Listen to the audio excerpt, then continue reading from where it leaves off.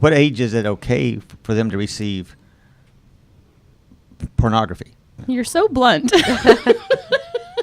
At what age do I want my child exposed to drugs, terrorism, racism, porn? At what age am I ready for them to learn that? 'Cause they are going to learn it then. True. Let's do a little rewind to when we had, the the beginnings Porn. the beginnings of social media. Not one other kid in this neighborhood does chores. You're gonna get in trouble, Murtaugh. Hey, Ma! Can we get some meatloaf? He started it. Mom! What? Shut up! What is the matter with you? I know it's a school night, so we're just gonna get right down to it. Hello, this is Harry H. Harrison Jr., and welcome to another edition of Will They Ever Leave? Sometimes you don't think so, but they eventually do, most, unless they're millennial.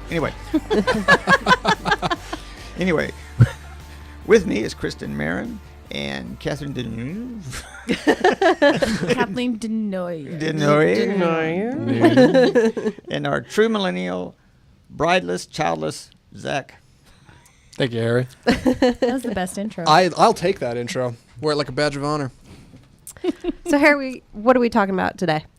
Social media and teens. They go together like Coke and crackers or something like that, or milk and I thought that was going a milk and different way. cookies. Coke and pizza? Coke and pizza.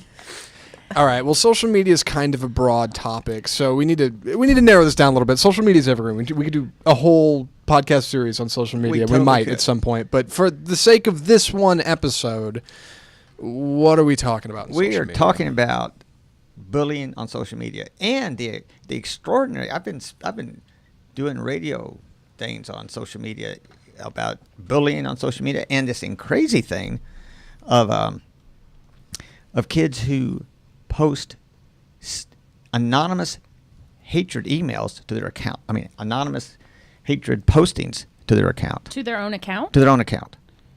Why? What's the Well, purpose? that's the question. They're just so nuts. They they post like, "You should die. I hate you. You have no friends. You're a horrible person. Kill yourself now." And kids post this to their own accounts? To their own account anonymously. Oh, okay. And so, Like they're self-bullying? yes, self-bullying. That's exactly what they're doing. Is it like a sympathy bit, or what is it?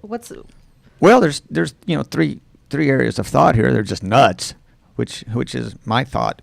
But a lot of people think that it is a way to attract people, sympathizers, to say, "Oh no, John's a great guy. He shouldn't die. he's a wonderful person." So yeah, it's a way to attract sympathy. And then the other school of thought is these kids are really in a depression, a serious depression. Oh, obviously they're in a serious depression. And this doesn't equate with a cry for help, because, I mean, like cutting yourself would. But it does equate with just, I'm so depressed, I'm going to write this crazy stuff about me. And I'm like, and they can use it to reinforce their negative opinions about themselves. You know how everybody has a negative opinion about themselves once or twice. Sure. A lifetime, like in my case. But these kids write, and we're taught to ignore them. We're taught not to believe the voice that says we're terrible or we're horrible. Mm-hmm. But these kids are not only writing it down, they go back and look at it and reinforce this feeling instead of someone being able to say, "Hey, don't listen to those voices. Don't think about that stuff." They are consciously writing this stuff down and going to look at it every morning and noon and night to reinforce how bad they are. So is it like a cry for help? Or, I mean, it's a little different than the traditional self-harm of, I guess, my generation before internet was around. But yeah, back in my day, we just hurt ourselves. Right, we would just I'm not trying to put it that off way. a wall. But that's the point. That's the point. Harry, as a parent of a teenager, did not have to deal with this subject as a parent with a kid in the house. It is something I will have to deal with. My parents didn't have to deal with it. Right. This is a whole new world, folks. And that's kind of a scary thing, as, my daughter's 8. And every parent keeps telling me, "Oh, ho, ho, the teenage years are coming up," And so it scares me. But this is something that I will have to deal with sooner rather than later. And so imagine your daughter's now 13 or 14, and you obviously should be monitoring a Facebook account ad nauseum. Oh, yeah. And you see this posted. First thing you're going to think of, who in the world is doing this to my daughter? Mm-hmm. And I don't know if your daughter will let you know. Apparently, they're not letting their parents know that they are doing this to themselves. So you're frantic thinking somebody's out to kill your daughter. And meanwhile, your daughter's gaily posting away or depressingly posting away terrible thoughts about herself. This is only possible in the age of internet. I mean, we could do a whole series on what's possible now with the internet for kids to get upset about, get into, learn crazy things. And this is one of the things that's only possible with the internet. So what's the solution then? What do I look for? If I did see that, I honestly would want to charge up not just that child, but the parent and say, why is your kid being this way? But then you're saying there's a lot of children who are doing this and not telling their parents. Is it they're looking for the attention? Do you take them to a therapist? I mean, what's the solution? Well, I think obviously a therapist is needed, but more importantly, I think a parent needs to step in. Excuse me, everybody. I got to grab my dog. The mascot, the mascot is necessary. That's true. Oh, there she is. Okay, we're back. Welcome back. Dog is safely in my hands. So I'm not sure what to do, Kathleen. I don't know if I think to begin with, parents need to be parents. They need to be on top of their kids at all times. I mean, kids don't need to be treated as accessories to the family. You know, they need to be the focus of their mother and father, not a helicopter focus where you're just doing their homework and doing all this stuff for them, but knowing what they're doing, knowing what they're getting into, especially who they are. Exactly. And you do that by spending time with them, by eating dinner with them, by eating breakfast with them. You get to know them by walking with them. I'm afraid so many parents don't do that. That they leave the house, the kid has a smartphone, he goes to school, he plays on it, he comes home, he plays on it. And the parents have no idea what they're doing. And they're giving kids younger and younger smartphones, which I think is insane. Yeah, so let's go back to that, what you were saying, Kathleen, about, you know, it's something that you're going to have to deal with as a teenager. But your daughter, she's probably already on social media, I'm sure. Does she have a cell phone? You know, some parents put their kids on social media, which I just don't understand. Hey. Hey now, you're riling up the moms in the room, okay? We'll get into that in a second. Oh, Yeah.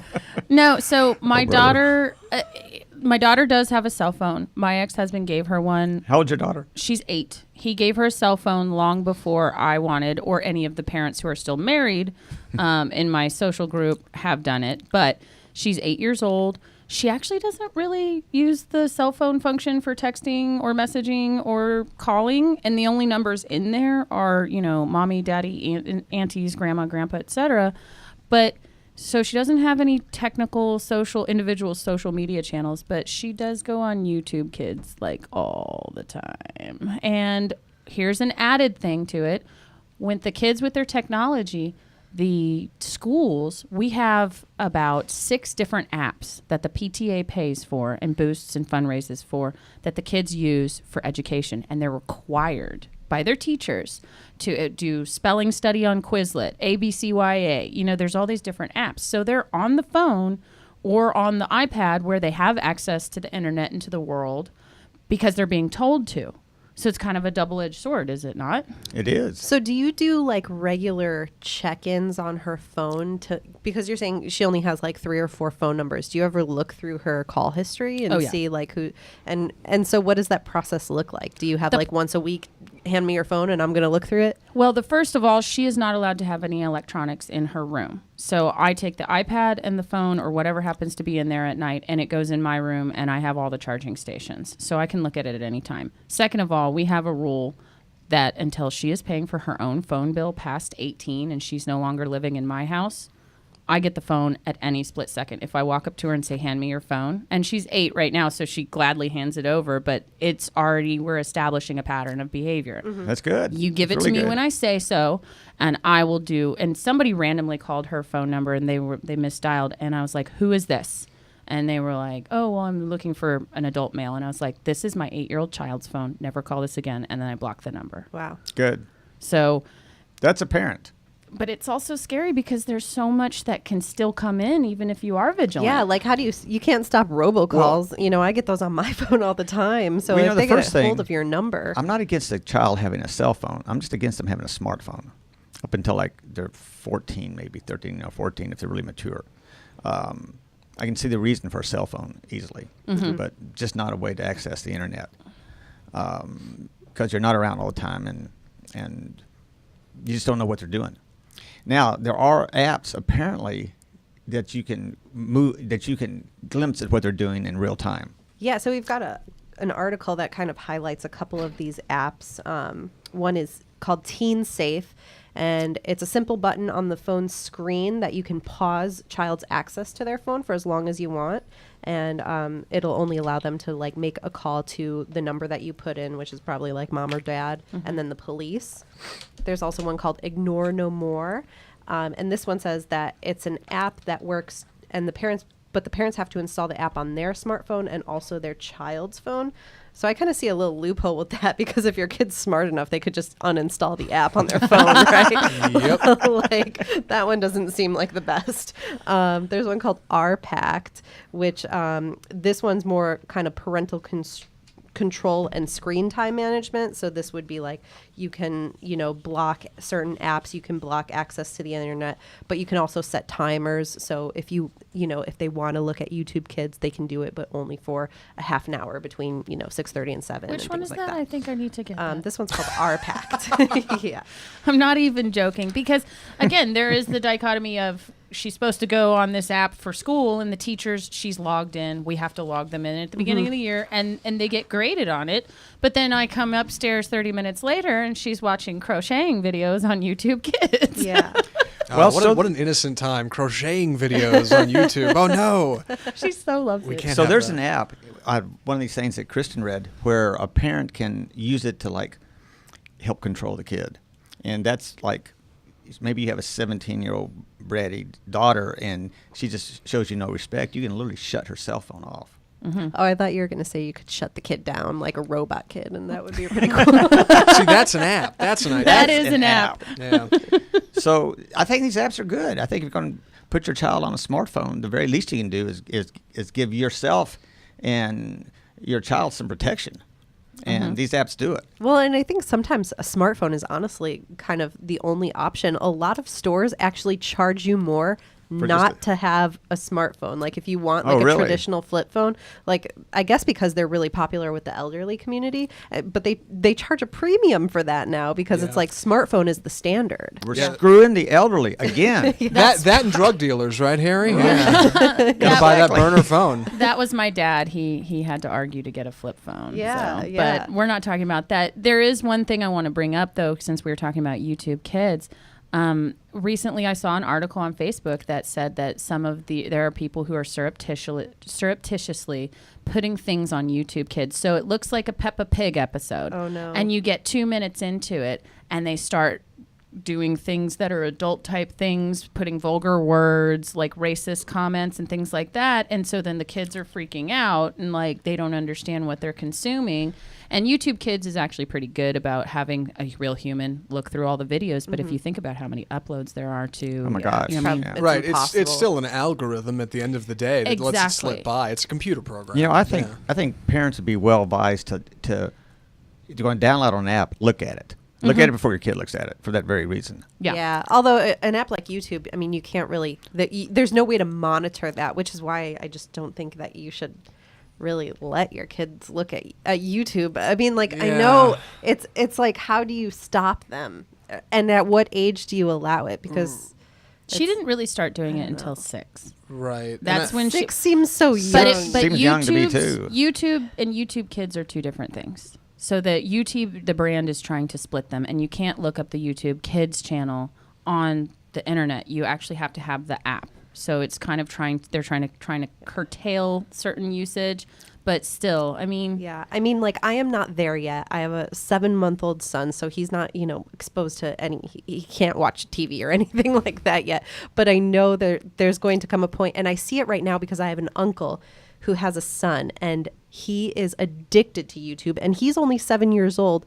And he actually said when he grows up, he wants to be a YouTube star. That is hilarious. And That's what he wants. there is real money in that. By the time he gets there, it may But be. it's like, that's what he does all day, is watch YouTube videos. And it's like, oh my gosh, like, he seems so young to be exposed to everything that's on YouTube. So there are reports that the kids today have more screen time than ever before. And by screen time, I mean it's almost replacing what's replacing television. Yeah. Yeah. Which to marketers are, what in the world do we do about this? But they have more screen time than ever before, and the concern I have about that is that every minute they're alone on Facebook or alone on Instagram, they're not with people. Right. And so they have all these, quote, friends that live maybe, I don't know, some in Alaska and a few in Spain and some in New York City. But if something, they're not becoming socialized in terms of people to people. Right. They have these imaginary friends. And to me, that's the most disturbing thing, is that they have absolutely no social skills. Yeah, I mean, you see all these kids on planes with, they've got their little laptops and their headphones in, and I get it, like it's a way to keep your kids quiet, but I have, my brother-in-law, their little girl's 3, and we went out to dinner, and they handed her the tablet to play a game, and I was like, I don't plan to do that with Will. I don't know at what age Julia was exposed to a tablet, but I'm kind of very against giving them a tablet of any sort as, sort of a babysitter. Yeah, exactly. As a babysitter or as an attention grab. If I'm trying to have adult time, I'd rather, bring a toy and have him play with that than give him a tablet and have him watch a movie. Well, the example you just gave is kind of the quintessential of our generation. And it's kind of one of those choices as a parent. Dinner time. What are your sacred moments? Dinner time? We shut the TV off. I put my phone down. I put it on Do Not Disturb because I grew up in a family where we traditionally had dinner time together every single day. And that is how you get to know your kids. Absolutely. That's when the random stuff just starts popping pops out of her out. mouth. Yeah. And you're like, and good and bad, but that's like you said, there have to be moments. And there's been days when I've come home from work and I say, okay, you know what? I have had enough of electronics in my brain right now. I will say it's game night and we'll go pull out Clue or, any one of these things. But it all goes back to the same fundamental that you've told us, Harry, is taking the time to get to know your kid, who they are as a person. And when you hand a child a smartphone or a tablet, they're not learning to read. You're not reading books to them. I get it. It can be a great babysitter for maybe 30 minutes or 45 minutes when you just need to wash the dishes or get your act together or lay down for a second. But all night, 3 hours a night or 4 hours a night is just not right. And this is where I think parents need to really look at what they're doing and realize, well, I'm not being a parent 4 hours a night. My kid's just let loose with a tablet, and he can just surf away. Now that sort of dovetails. I'd like to move on to at what age we've talked about getting an actual tablet or a phone for your kid. At what age do you actually let them on social media have their own thing? And let me give a story. So Julia was getting a tooth pulled, and I'm kind of a morbid mother. So they had numbed her up, and she was calm and happy, and I was like, hang on, I want to get this on Snapchat. And so I was Snapchatting this woman yanking with these huge pliers, yanking her tooth out because I thought it was hilarious. And the woman looks at me when she's done. She says, I really think, this was 2 years ago, I really think your daughter's too young to have her own social media. And I was like, oh, no. She doesn't have it. And she doesn't have it. She won't have it. And we're still trying to figure out at what age is it okay to let them have their own what age is it? thing. What is it? What age is it okay for them to receive pornography? To receive how to buy cocaine? You're so blunt. Because that's what you're asking yourself. Well, you basically open up the door, right? If they have control of their, online identity, then anyone can come in. Yeah. Okay, but so that's what you're really asking yourself. Not how old should my child be to get her a smartphone. At what age do I want my child exposed to the scum of society? Okay. At what age do I want her to learn about drugs, terrorism, racism, porn. At what age am I ready for them to learn that? 'Cause Like- they like- are going to learn it then. True. Let's take it. Let's do a little rewind to when we had the the beginnings Porn. the beginnings of social media, which was like AOL Instant Porn. Messenger, right? Like that was like the start of it. And so you would be like online on IM after high school, or in middle school, typing away, and that was like an open door because you didn't know who you were talking to, right? Can I tell a story that will maybe illuminate and probably not end up into this podcast? I was 16. My dad had broken down and gotten a second phone line in the back office that we all shared for internet because he didn't want the house phone tied up, right? This was huge for my dad to relent to that. So I was home one day, I was 16, and I was like, let's go into a chat room and see how easy it is to find a predator. Less than 2 minutes. And I was like, oh my God, this is way too easy. Close, America offline. What kind of game is that? That is a twisted game by Yeah. a 16-year-old. You're lucky to be alive, woman. I wasn't trying to find somebody, but I really wanted just to. said. You said you were trying No. to find sexual predators. You said it was like the Porn. It was Porn. like the hunt for sexual predator game. I wanted to see how quickly they would come out. I was really curious because you hear about it on the news on, this new scary thing, Chris AOL in your Hansen. house. Yeah, Chris Hansen. Showed up at your door. But the reality is it is very quick. It was really scary to me as a 16-year-old that this could happen that quickly. But But at the same time, you can't just tell your kid at 18, all right, you're 18, go out in the world, figure out how to drive. You got to teach them how to drive, don't I you? know. Yes. So I go back to my question. When are you ready for your child to learn everything scummy about the world? Never, but the world comes to them. I mean, And but when are you ready for it to come? That's what you're asking yourself. Not how old should my child be to get her smartphone, but when am I ready for her to learn the underbelly of life? I think they And I'm not saying there's nothing positive about it. I'm just saying that's the ugly side That's the that ugly comes side. with Right. that connection. Right. But I think it maybe is it different for every child because they're already learning Yeah. about drugs. They're already being told about drugs at school and to stay away from them. They may think not that- understand it, but I think it depends on your child's maturity as well. Absolutely. If you have trust in your child and they're honest with you and you feel like you have a good rapport, that's a different conversation versus if you don't know your child. we actually do have a guy in the office, and he has teenage children. And I asked him when we were talking about this episode, how often do you monitor? And he said, we really trust our 2 children, and we do every once in a while pop on to see what's going on. And one of them once made a mistake that he got. It's not a huge deal, he said, but it was a mistake, and he got in huge trouble both at home and at school. And he said, but for the most part, all the time they've been on social media, on the internet, they've never really had any problems. Yeah. And the other lesson too is that even if you trust your child, you still have to monitor them. You can't have 100%. No, and I think that's the deal. Is you have to monitor. You have to know your child. You have to pick up that phone like Kathleen and see what's been going on it. They have to be able to pick up that computer.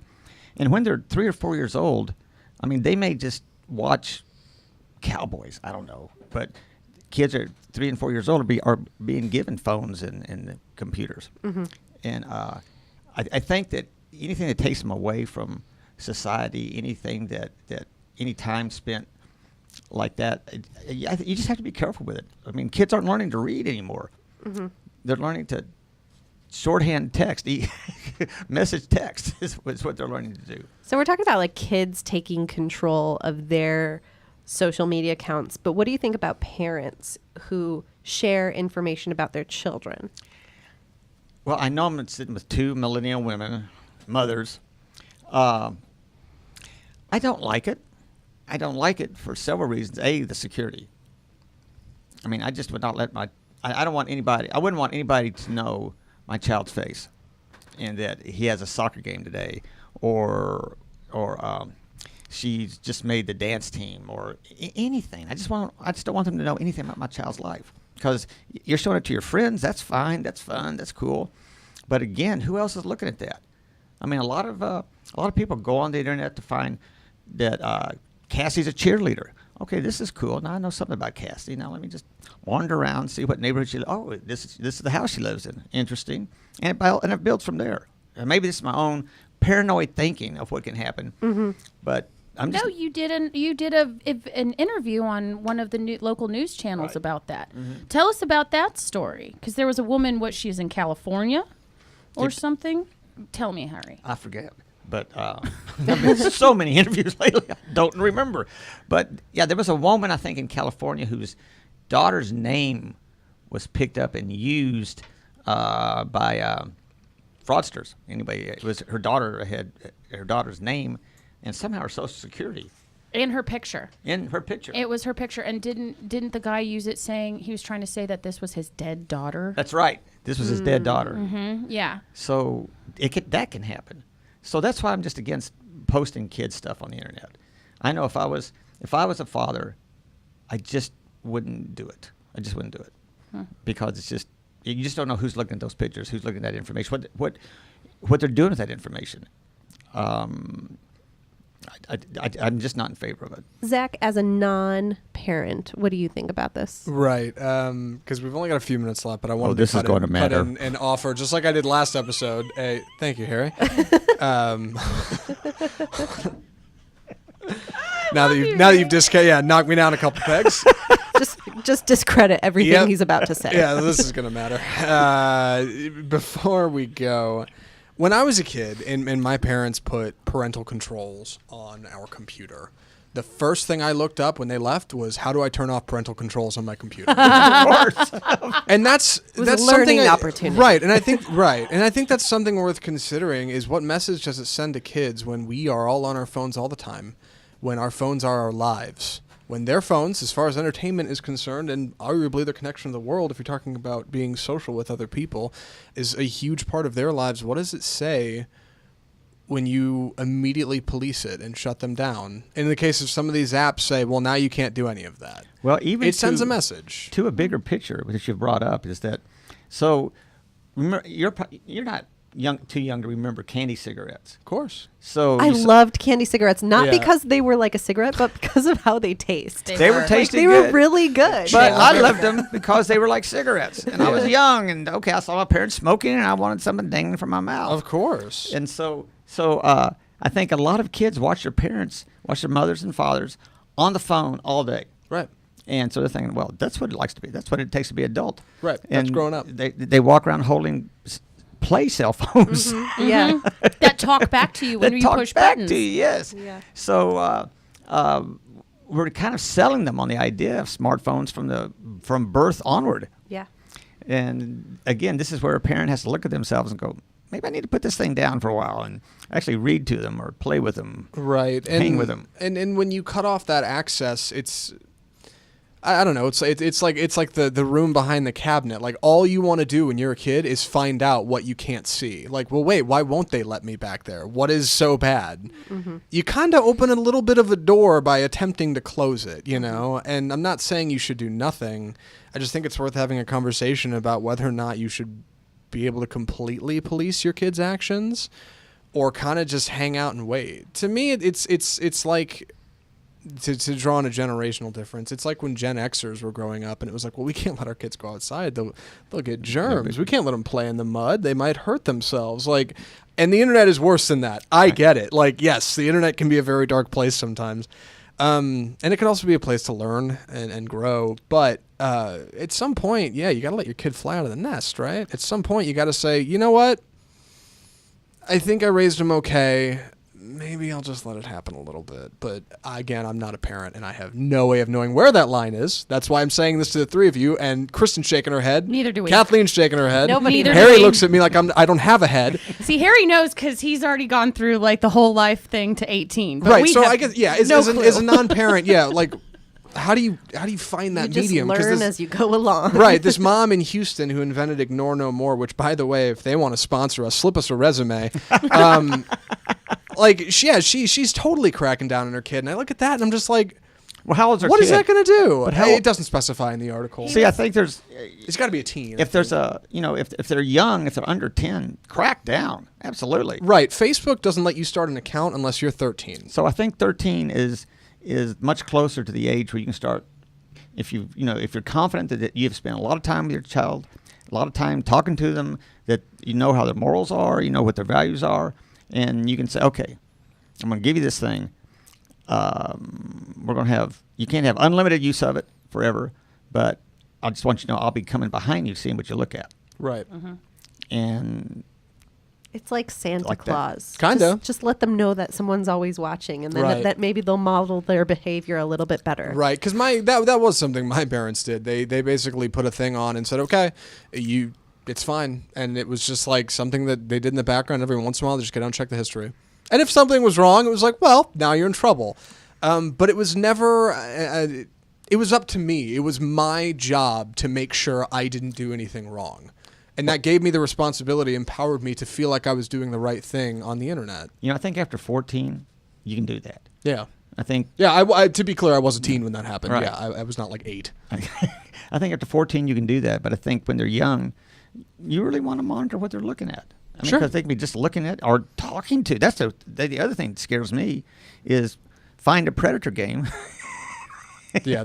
Don't play the Find the Predator game. Yeah. By the way, I was writing down like hashtags World's for this worst games. episode, and we got a lot of. Chris Hansen was a good one. Sexual predator. I'm looking forward to adding that. That'll be, Well, we joke about it, but it is the AOL. ultimate fear. Is allowing someone in your child's life that will come take them or do awful Right, or things lure to their them away. mind. Yeah. Yeah, Right. awful. Even if they don't even get them physically, doing awful things to their mind and Right. interrupting the family dynamic as it is. So, you know, once again, then it's a parent being a parent. It's a parent knowing what you're having breakfast with your children, having dinner with your children, spending time with them on their homework, just being around them continually when they're young. Just continually be a parent, and I think that negates future issues to a large extent. Yeah. If the parent is part of the children's mindset. Okay, I have my mom; she'll be watching me. Right. Yeah. Well, Harry, it's been a great episode, but we are running short on time. But I want to make sure we mention the book sponsors of today. So today's episode is sponsored by 1001 Things It Means to Be a Mom. And I was actually flipping through this book and came up upon this quote: being a mom means not crying over spilled milk, but cleaning it up for years. And this particular quote really resonates with me today because I had something happen to me yesterday. And this is a don't judge me mom moment.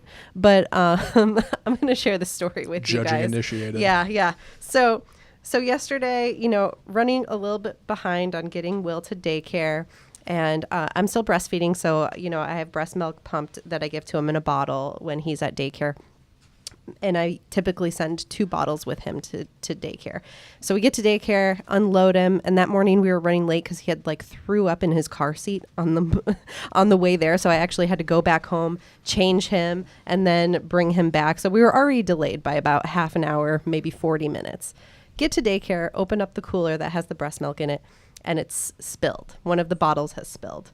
And so I'm like, now I only have 1 bottle for him, and he needs 2 when he's going to be there at the day. So what do? I'm already running 40 minutes behind. Do I go back to the house and get another bottle? Do I dump this breast milk and just leave him at daycare with 1 bottle? Or is there a third option? And So I went with option number 3, which was pour the milk back into the bottle from the cooler. Yes, you are my hero. Because that was, the milk was there. It was there, and the bottle was there. The way I see it is hey, if they're eating a piece of pizza and they drop it on the floor, but the floor has been recently cleaned, how bad can it be? It's a 5-second rule. Exactly. Right. And every parent knows how I went legit with the that 5-second rule with breast milk. I know it's probably not the best decision. It's not the decision all moms would make, but that is the decision I went with. Well, it'll eventually become the 5-month-old goldfish crackers stuffed down in the middle of her seat. Yeah, that happens. Okay, so for our second book sponsor, 1001 Thing Every Teen Should Know Before They Leave Home. And you can start the judging now. Okay, because this one is they should know to not keep any bicycle they want to see again chained to a bike rack outside. Its days are numbered. I was in college. I was a junior. And I came outside and the front tire was there. But the rest of the bike was not there. Yeah. Good thing it wasn't. It was only a $99 Walmart bike. My son took a Trek that I gave him, and I said, do not. He lived in a high-rise apartment. I said, do not put this in front of your apartment. And that night, he saw all the bikes were locked to bicycle stand in front of the apartment. So he put it there and felt like he was just now one of the crew. That night, a truck came by, clipped all the locks, and stole every bike. Oh my goodness. One less trek to worry about. You've got to appreciate his honesty. At least he told you. It wasn't like some guy mugged me on the elevator and took it. Like, Right. he's like, I was nope, I locked taking it up out front. That was me. Yeah. I think it's better that they took all the bikes. Because if it was Right. just his, Right, then right. it was like, well, you didn't chain it up correctly. Yeah, all the kids failed the test, Dad. Okay, everybody did bad. Exactly. So here's the weird fact of the day. Zach, Oh shoot, please. 1 in 4 Americans believe that Obama is the Antichrist. Really? Episode 3. Awesome fact. Awesome fact. None Not, of our not listeners. putting political statement behind that, No, just but- saying like, wow, that's a parenting fact. that, all right. Yeah. I don't think so, but whatever you think of Obama, I really don't believe he got into the Antichrist. Maybe that's for another show. But Not good a parenting fact. show. Yeah. Yeah. Can we next episode we can talk about who else we think might be the Antichrist? Oh, Absolutely. goodness. Is Talk this about how my we close out mother-in-law. the show? You just said mother-in-law. Episode 4, mother-in-laws. This is quickly going off the rails. Okay, so this has been a wonderful edition of Will They Ever Leave? And I'm Harry Harrison, and thank you, Kathleen. Thank you, Kristen. Thank you, Zach. It's been a wonderful time.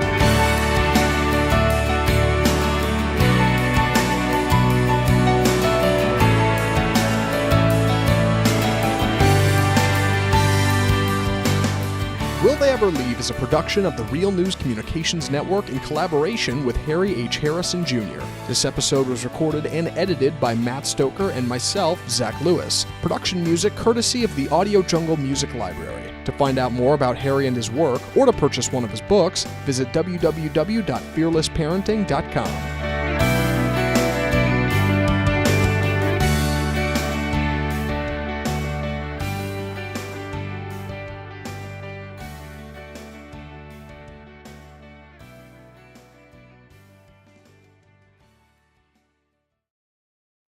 You're listening to RMCN, the digital destination for premium talk radio.